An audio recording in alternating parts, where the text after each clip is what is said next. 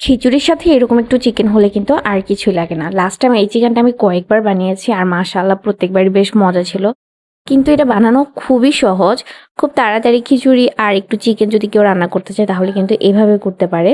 সময়ও কম লাগে আর খেতেও ভীষণই মজা। সবাই বেশ পছন্দ করে, বাচ্চা থেকে বড়।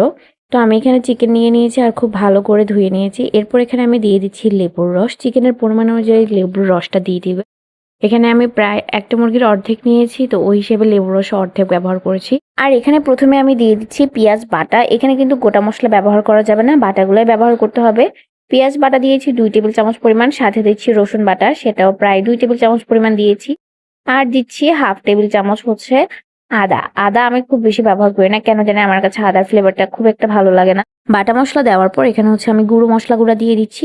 মরিচের গুঁড়ো, হলুদের গুঁড়ো, সাথে দিচ্ছি হচ্ছে গরম মশলা গুঁড়ো। এখানে ধনিয়া, জিরা সব ধরনের গরম মশলাই হচ্ছে মিক্স করা আছে। সাথে দিয়েছি পরিমাণ মতো লবণ। লবণের পরিমাণটা বেশি দেওয়া যাবে না, অল্প করে, কারণ পরে টেস্ট করে আবার দেওয়া যাবে। আর সাথে এখানে দিয়েছি টমেটো সস, যেটা ঘরে বানানো, ফ্রিজ রাখা ছিল তার জন্য একদম বরফ হয়ে গেছে। এখানে একটা ম্যাগি মশলাও ব্যবহার করেছি, ম্যাগি মশলা দিলে টেস্ট খুব ভালো আসে। সাথে দিয়েছি এখানে গুঁড়ো দুধ প্রায় 1 কাপ পরিমাণ।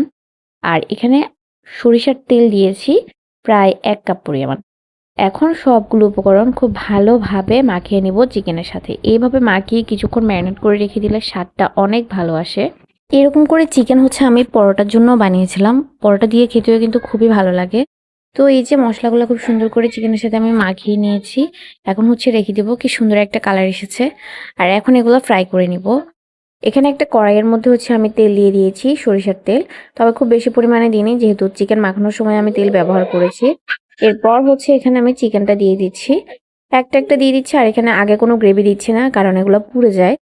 চিকেনটা মোটামুটি একটু ভাজা হয়ে আসলে তারপর গ্রেভিগুলো দিই। চিকেন রান্না করতে কিন্তু খুব বেশি সময় লাগে না। এখানে আমি একদম আস্তে আগুন দিয়ে তারপর চিকেনটা রান্না করেছি, যাতে হচ্ছে পুড়ে না যায়।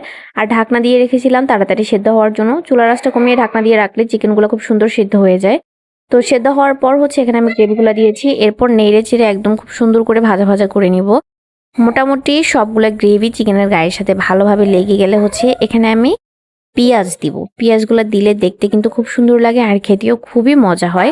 মাঝে মাঝে ইচ্ছে করে একটু আলাদা অন্যরকম করে কিছু খেতে, নর্মালি তরকারির বাইরে, কিন্তু আবার খুব বেশি আয়োজন করতেও ইচ্ছে করে না। ওই দিন কিন্তু এরকম একটা চিকেন বানানোই যায়। এখানে আমি পেঁয়াজগুলোকে গোল গোল করে কেটে নিয়েছি। এতে কিন্তু চিকেনটা দেখতে খুবই সুন্দর লাগে। এই যে চিকেনটা হওয়ার পর এখন উপরে আমি পেঁয়াজগুলো দিয়ে দিচ্ছি।